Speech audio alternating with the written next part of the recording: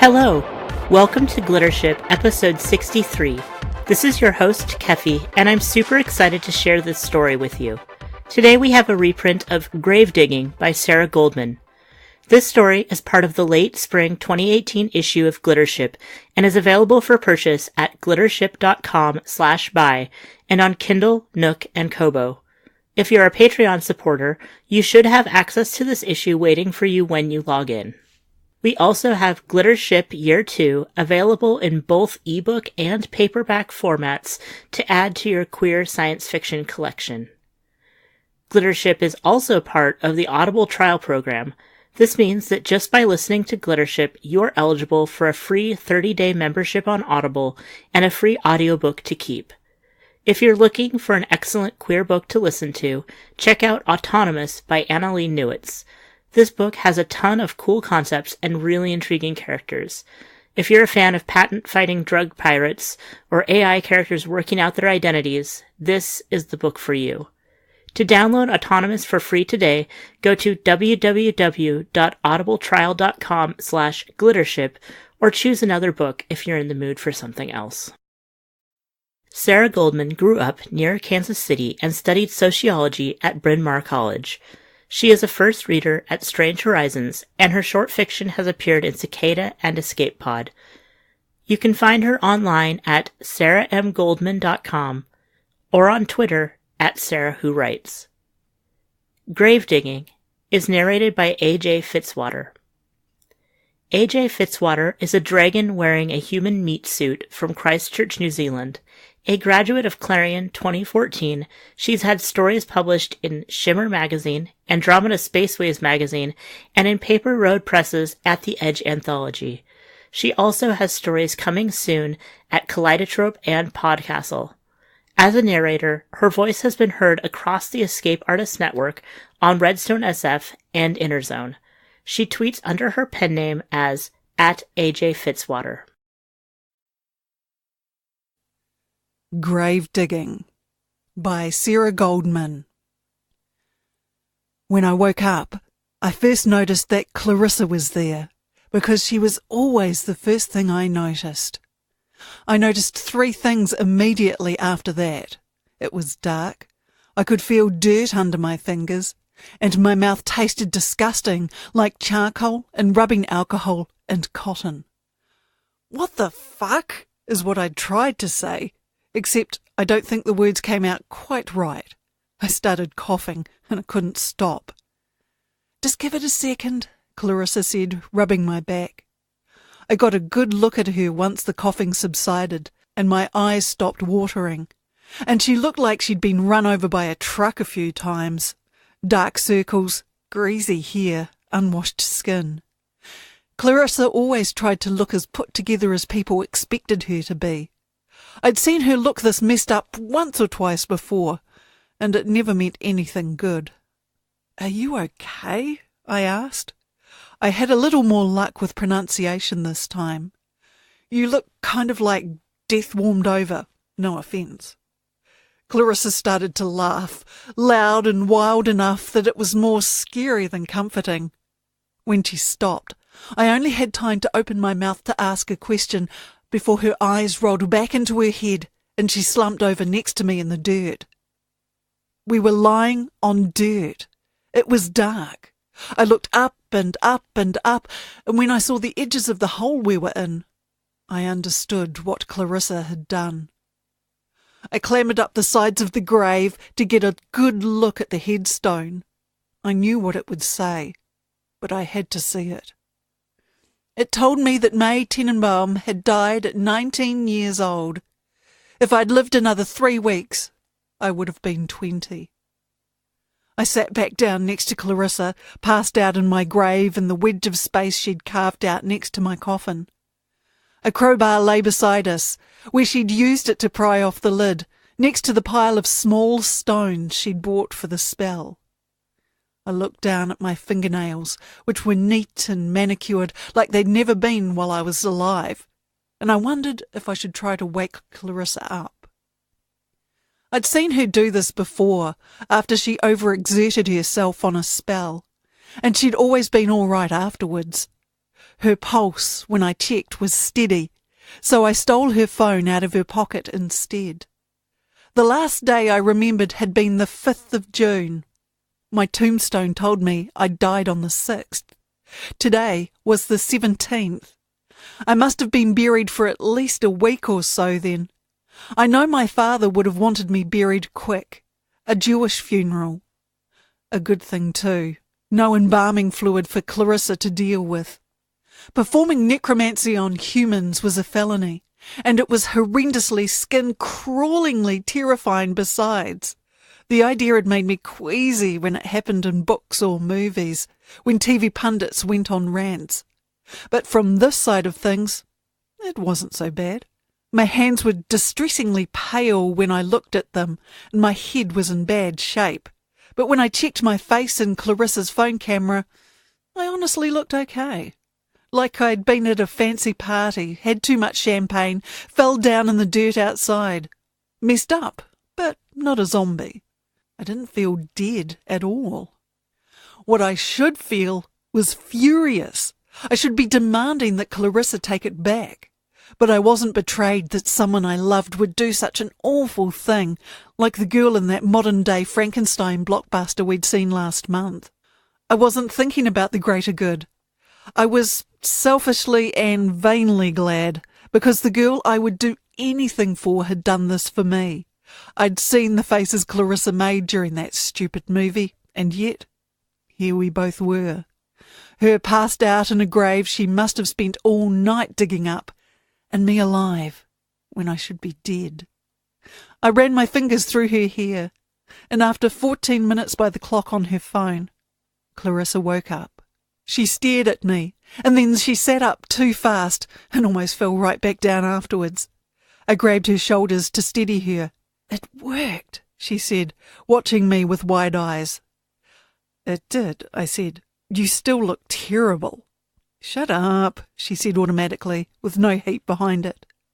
She put her hands against the sides of my face. I wondered distantly if my cheeks felt cold, or if my blood had already started to warm them up again. Very suddenly, Clarissa yanked me into a hug, almost overbalancing the both of us. I hugged her back, and politely ignored the fact that she was crying into the shoulder of my nice dress. "I'm okay," I said, because Clarissa probably needed to hear it. "If anyone isn't okay, I think it's probably you. Were you supposed to pass out?" Clarissa snorted, and then shrugged without removing her face from the crook of my neck. "Occupational hazard," she said, muffled into my shoulder. After a moment, she raised her face, eyes puffy and red. "It happens sometimes, with anything more substantial." She'd probably been about to say animals. I guess she didn't think I'd find the comparison flattering. I felt a little sick. Clarissa wiped her face on her sleeve and shook out her hair, visibly trying to pull herself together. "We need to get out of here. The sun is supposed to rise in—" She fumbled for her phone before I handed it back to her. "About 10 minutes. I immediately felt better. Following Clarissa's plans was something I was used to. Together we gathered up her things and climbed out of my grave, using her shovel to push the soil back as best we could, and we walked out of the cemetery together, the sun rising at our backs. Clarissa had always known how to make loud and spectacular mistakes. Even as a kid, she made spell work look easy. When we were 10, I watched her bring back our class's pet guinea pig. We were all huddled around Clarissa, crouched in the dirt. She held a chunk of gravel in her hands and closed her eyes for a moment, and we were all sure that she was faking, that nothing would happen. Then the guinea pig got up, and we had to race to catch it. Afterwards, the other kids ran to show our teacher. I stayed behind with Clarissa. She was on her back, staring up at the sky, tossing the piece of playground gravel that tethered the guinea pig's life up and down in her hand. "That was amazing," I told her. She shrugged and coughed. "I missed him. What else was I supposed to do?" Then she looked at me and grinned, smile so bright I could feel it in my own stomach. "It was cool, wasn't it?" Clarissa wore that little piece of playground gravel she'd used for the spell on a chain around her wrist, humming with warmth for as long as that guinea pig was still alive.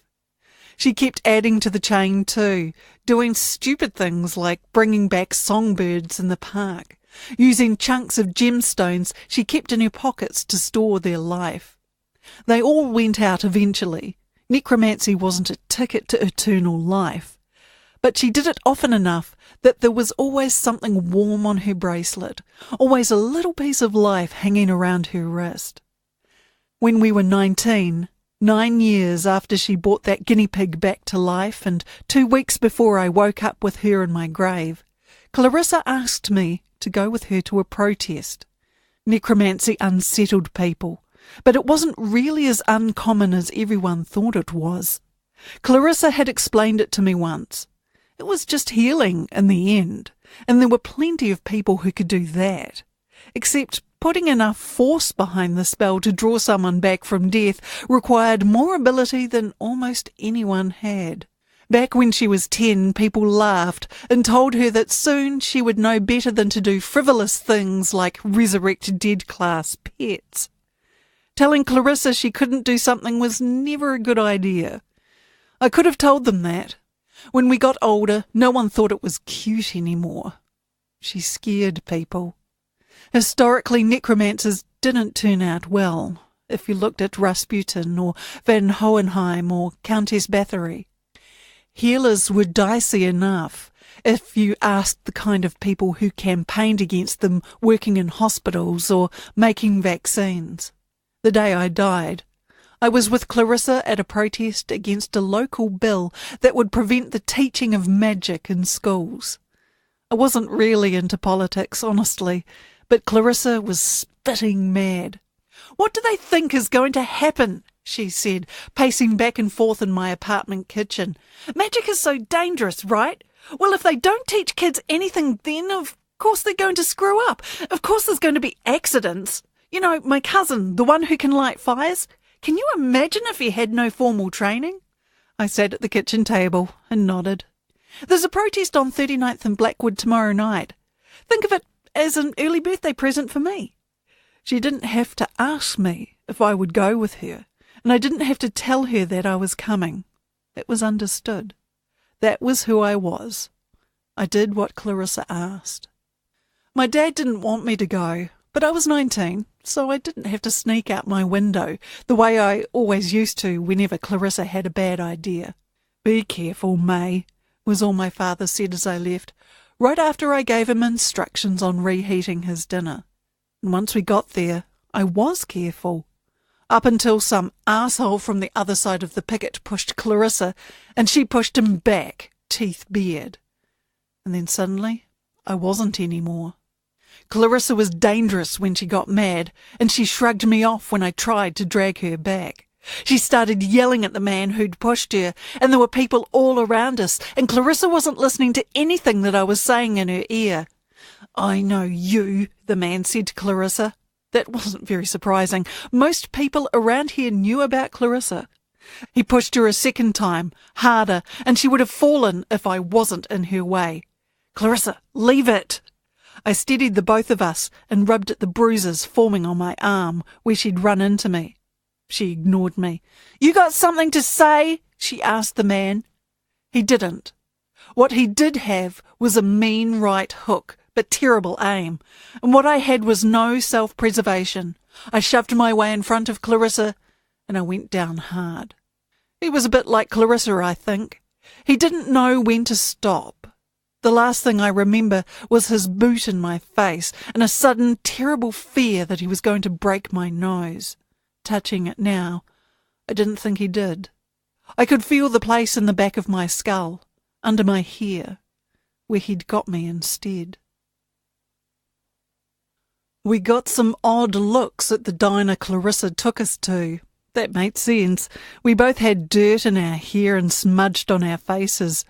And beyond that, we didn't look much like we belonged together. I was wearing what I thought of as my synagogue dress, complete with pearls around my neck, but also a beanie I'd pulled from Clarissa's bag. Clarissa was dressed like she expected to be going grave digging, in baggy jeans and boots, her hair pulled back into a bun. She still looked like she might pass out at any moment. It was obvious she'd been crying.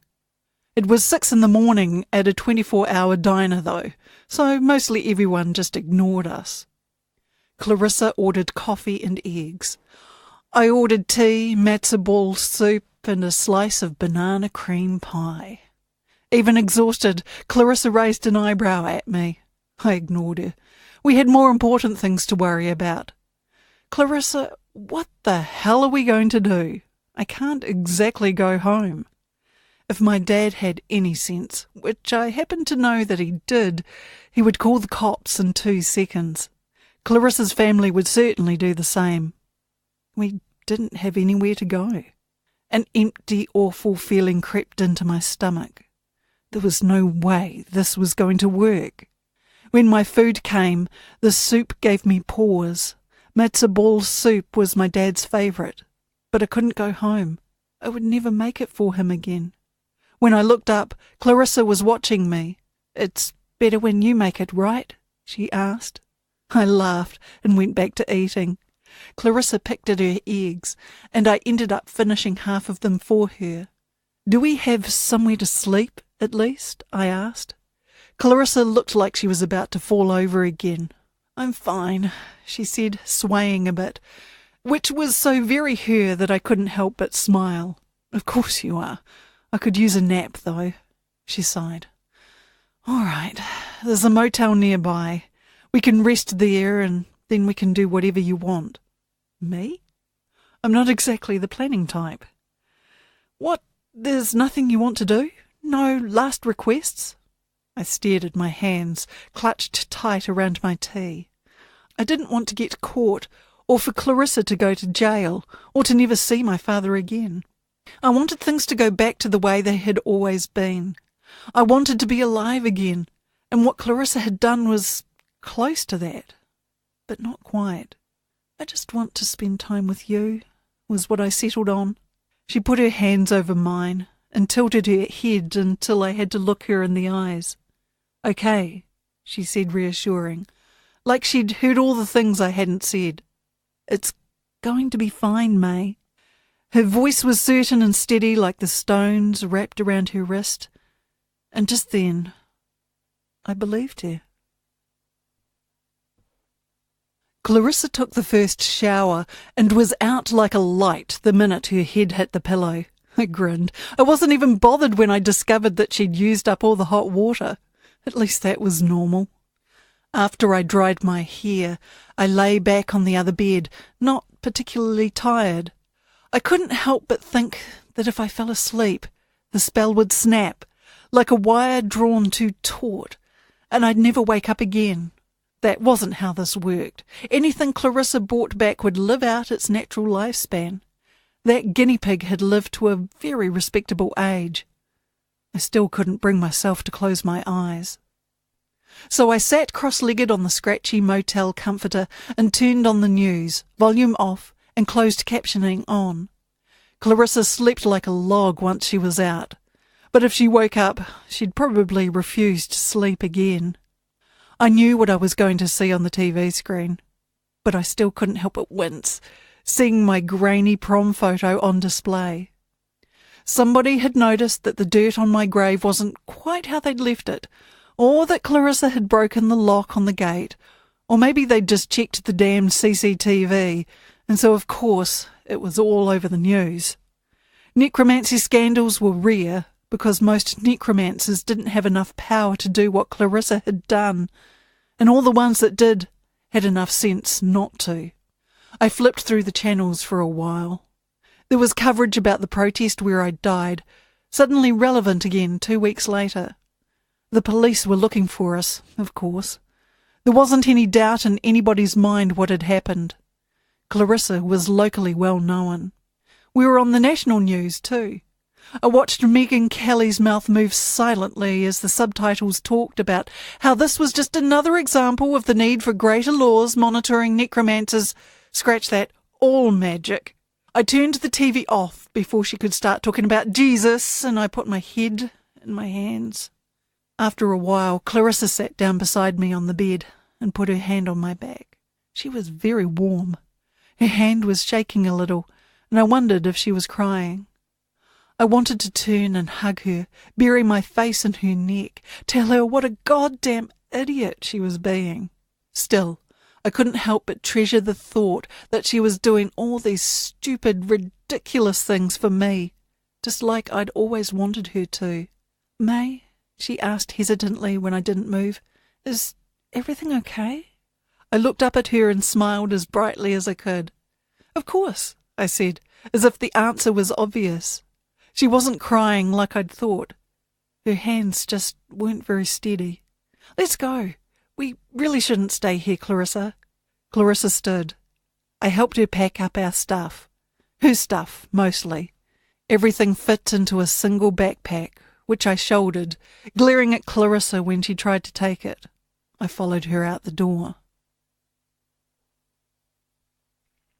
We checked out of the motel, but we didn't make it to the train station, although it was only a few blocks away. There were two problems. People kept looking at us speculatively, as if they were sure they'd seen our faces somewhere, and after about 5 minutes of walking, Clarissa nearly collapsed because between one step and the next, it seemed that her legs couldn't hold her. I grabbed her just before she went down, so we both stumbled, but didn't quite fall. "Clarissa!" I tried to get my arm under hers so I could hold her up. "I'm fine," she said, and it was less endearing this time around. "No, you're not." I dragged her into the nearest store, an ice cream shop. I dumped Clarissa in a booth in the corner, grabbed her wallet out of her pocket, and went to buy something, both because it would look suspicious not to, and also because we could probably use it. When the girl at the counter handed me a cup of ice cream, she also handed me a wad of napkins. "For your friend," she said, sympathetic. I looked back at Clarissa, confused. She had her fingers pressed above her mouth, and her nose was bleeding. I winced. "There's a free clinic a couple blocks over," the girl at the counter offered. I think they have a few healers around at this time of day." I thanked her and took the ice cream and napkins back to the table. I handed Clarissa the napkins and sat down across from her as she pressed them to her face where her fingers had been. "Thanks," she said, a little bit muffled. "Are you going to tell me what's going on now?" She closed her eyes and tipped her head back against the vinyl seat, napkin still pressed to her nose. "It's just a reaction to the spell," she said. "It'll be okay in a little while." "A reaction is you sick with a cold for a week," I said, a little harsher than I intended. Clarissa opened her eyes. "This is different. I'm not stupid. It's never been this bad before." "Well, why do you think that is, May?" Clarissa snapped. "I've never done something like this before. I knew this might happen, so don't worry about it, okay? I have it under control." A thin stream of blood was leaking out from under the napkins. I grabbed another one off the table and leaned in to wipe it off her. "Clearly," I said, and she glared at me. "You're going back to bed," I decided, and Clarissa sat forward so fast she probably made her nosebleed worse. "Absolutely not," she said. "You were right. We have to leave." I looked at her, sitting across the table and trembling. I didn't think she noticed she was doing it. I wanted to reach out to her and hold her. "We can stay for another night," I said. "There's something I need to get before we go, anyway. I can sneak into my apartment and grab it tonight, and you can rest, and we can leave in the morning. Okay?" She nodded, and didn't even ask what it was I needed so badly. It felt like there was a stone sinking in my gut. Clarissa was always asking questions, demanding answers. I wasn't used to being the one who had to protect her, and I wasn't sure I liked it. I took her arm and led her out of the shop, so we could find another place to stay for the night, and Clarissa let herself be led. I left Clarissa at the new motel and I walked home. The apartment wasn't far, but it was hot, and I was still wearing Clarissa's beanie and my velvet dress. When I got there, I went up the fire escape and climbed in my window, like I'd done so many times when I was younger. I hadn't seen my dad's car in the lot, and it was the middle of the day, so I had to hope that he wasn't home. My bedroom hadn't been touched. I grabbed some clothes and some money, shoving them into my backpack, and I didn't let myself spend too much time looking around. I'd left the book that I'd come for on the bookcase in the living room, although I had no way of knowing if it was still there. It was supposed to be my birthday present for Clarissa. She was always complaining about the lack of materials on necromancy, because almost all of them were rare or illegal or both. So I stalked eBay for a few months to get an old book for her. I didn't understand half of the information in it, but surely there was something in there that could help her. I had to at least look. When I walked into the living room, I heard a crash from the kitchen before I'd taken 2 steps. For a moment, I thought my heart had stopped again, but it kept beating, much faster and louder than I liked. I pressed back against the wall of the living room shared with the kitchen and prayed that whoever was home didn't walk in here. God, I shouldn't have come. Of all the stupid things I'd ever done for Clarissa, the one she didn't even ask for was what was finally going to screw us over. There was another clang from the kitchen. This one was the telltale sound of my father knocking over a pan while he was cooking. By reflex, I almost offered to help him, but I clamped my hand over my mouth and kept quiet. I shouldn't have bothered. I knew exactly what was going to happen next. My dad would curse and throw the pan in the sink and go to find a hand towel from the linen closet, which was in the living room, of course, where I stood. I tried to step back into my bedroom before my father walked in, but there wasn't any time. I dropped my hand and bit my lip and desperately tried to think of what in the world I was going to tell him. The moment my father caught sight of me, I knew. The change in his face was immediate. I wanted to speak first, head off whatever he was going to say, but the words stuck in my throat like dirt. I choked, and I said nothing. It felt like I'd been here before, and it took me a moment to realize why. My frozen feet and the sick feeling in my stomach and the words trapped in my throat, the thought that if I moved or spoke or did anything, that he would hate me. I had done this before. I'd been 13 when I'd come out, but back then I'd known, deep down, that he wouldn't care. This time, I knew that he would. "So it's true," he said. He folded and unfolded his arms, uncomfortable as I'd ever seen him. I wondered if he would stop me if I tried to leave. I couldn't make my legs move. "Dad." He took off his glasses and rubbed at his nose, and I closed my eyes against the tears fighting to escape. I didn't think I'd ever see him do that again. When I was 13, my father had opened his arms wide and hugged me, letting me hide my face in his chest. Now we stood apart, the few feet between us impassable. There was nothing stopping me from stepping forward and closing the gap, but I couldn't do it. If I did, he might step back. "I knew that girl was trouble," he said, looking not quite at me, but at the space above my left shoulder. It was a trick he'd taught me for public speaking a long time ago. I looked him in the eyes. "She's not," I said, and at least this conversation was familiar. We'd spoken this way about Clarissa hundreds of times. It's awful to have to admit that your parents were right. It didn't matter that Clarissa was trouble. It didn't matter that she'd made a mistake, was always making mistakes. She was still my friend. "I miss you," he said, and on the last word his voice broke. I wondered what it was like to have something you loved in front of you, wanting it with all your heart, and still knowing that you couldn't keep it. Then again, maybe I didn't have to wonder. "I'm right here, Dad," I said. "I'm the same as I was 2 weeks ago." He shook his head. "You're not. If you are, I'm going to have to bury you twice." I couldn't help it. I was stung. Who was I if I wasn't me? I turned my face away, looking at the book sitting where I had left it on the mantel, and I said, "I miss you too." Dad looked at the book when I picked it up. For Clarissa, he said, barely a question. I nodded. Please don't call anyone, I said. Clarissa was just... She's my friend. They'll never let her go. His jaw worked. And you? I did my best to smile. I'll be fine. She'll take care of me. In the end, he nodded, and the last thing my father said to me was, goodbye. And I suppose that's more than most people get. I left the way I'd come, book clutched close to my chest. I went back to the motel and settled on the rickety chair in the corner. Clarissa was still asleep, and I looked down at her present, sitting in my lap.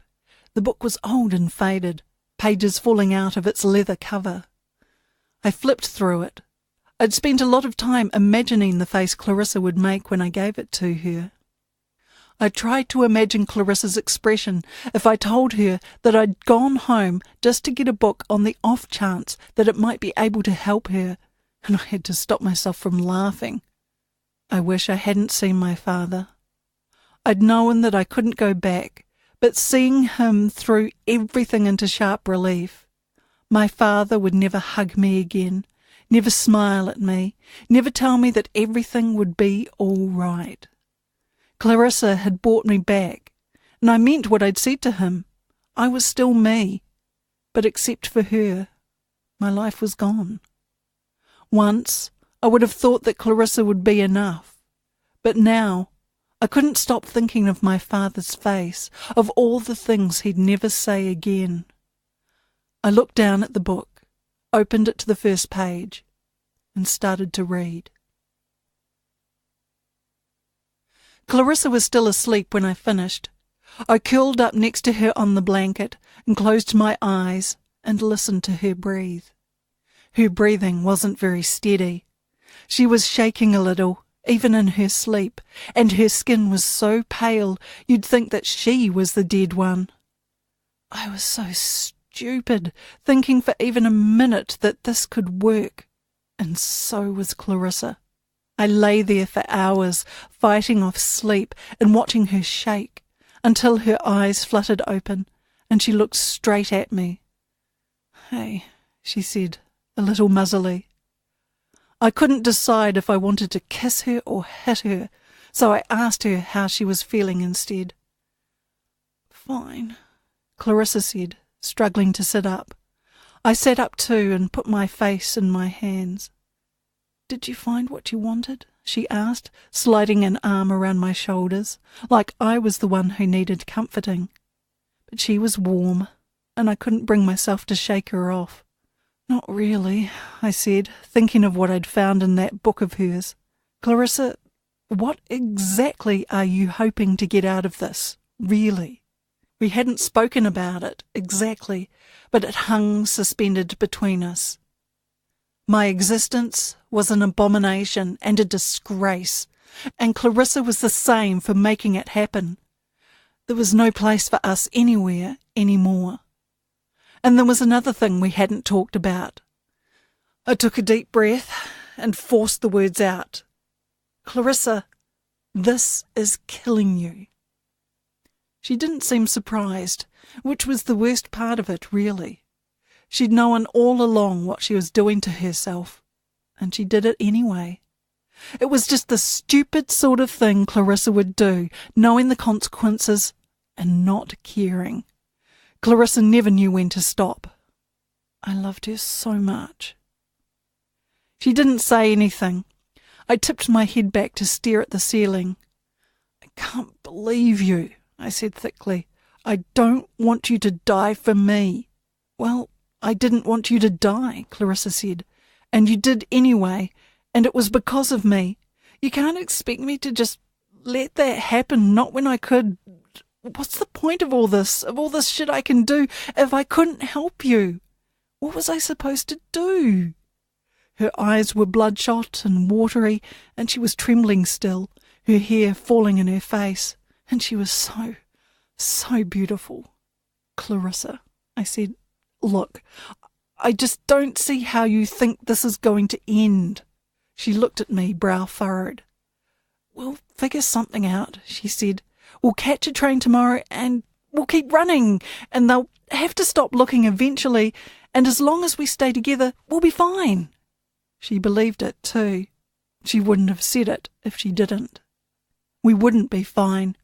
Even if we never got caught, Clarissa's hands wouldn't stop shaking. Her nose wouldn't stop bleeding. Her teeth wouldn't stop chattering. I was killing her every minute I was alive, and no matter what, neither of us could ever go home.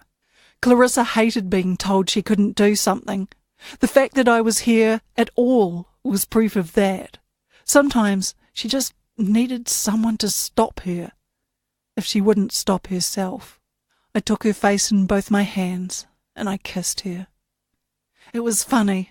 Since I'd met her, I could never remember a time when I didn't love Clarissa. I don't know why it never occurred to me before all this that she might be as hopeless for me as I was for her. She kissed me back. Of course she did. She kissed me back because she'd broken every law of magic, was working herself literally to death just to keep me with her. I sat beside her on the crappy motel bed, her hands in my hair, and felt her breath against my cheek. I closed my eyes against it and willed myself not to cry. She settled back on the bed, and I curled up beside her, so we were lying face to face. Clarissa breathed in deep, tucked her nose against the crook of my neck. "I thought I lost you," she said quietly.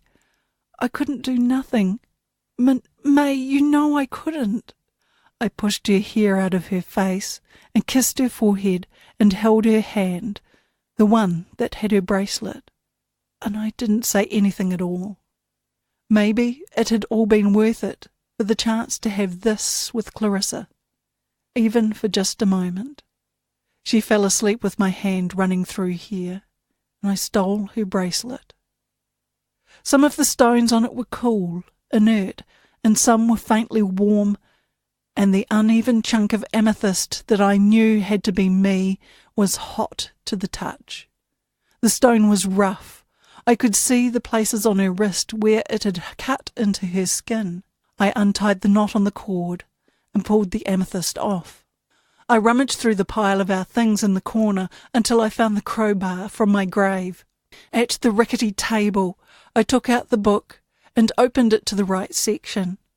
I tucked the train ticket I'd bought for Clarissa between the pages, and I left the other things I'd taken from my home for her: hair dye, a hat, baggy clothes, sunglasses, $500 from the emergency fund in my closet. Not much, but it might be enough to keep her free. And maybe Clarissa could have what I couldn't. I looked at the book again. I guess I should have known that reversing the spell would be so simple. All I had to do was break the stone, and the connection would sever. Clarissa would be fine. The crowbar was heavy in my hands. I turned it over a few times before I raised it over my head. I thought about my father, about all the years of kissing Clarissa I'd missed out on, about how angry and hurt she would be when she woke up. I thought of how Clarissa wanted so badly to protect everyone else, how desperately I wanted to be the one to save her, how she refused to let me, even when I died. Clarissa wanted me to live badly enough to destroy her entire life, and I was so used to wanting what Clarissa wanted. I tried to want what she wanted this time. I couldn't. I didn't want this. Mostly, though, I thought of the scratches the stone that tethered my soul had made on Clarissa's wrist, of her dying to keep me here. I looked at the amethyst and smiled, and I brought the crowbar down. Gravedigging was originally published in Cicada and is copyright Sarah Goldman 2017. This recording is a Creative Commons Attribution Non-Commercial No Derivatives license, which means you can share it with anyone you'd like, but please don't change or sell it. Our theme is Aurora Borealis by Bird Creek, available through the Google Audio Library. You can support Glittership by checking out our Patreon at patreon.com/Keffy, subscribing to our feed, or by leaving reviews on iTunes. You can also pick up a free audiobook by going to www.audibletrial.com/Glittership or buy your own copy of the spring 2018 issue at www.glittership.com/buy. Thanks for listening, and we'll be back soon with a Glittership original, Sabayashi Flies by Sebastian Strange.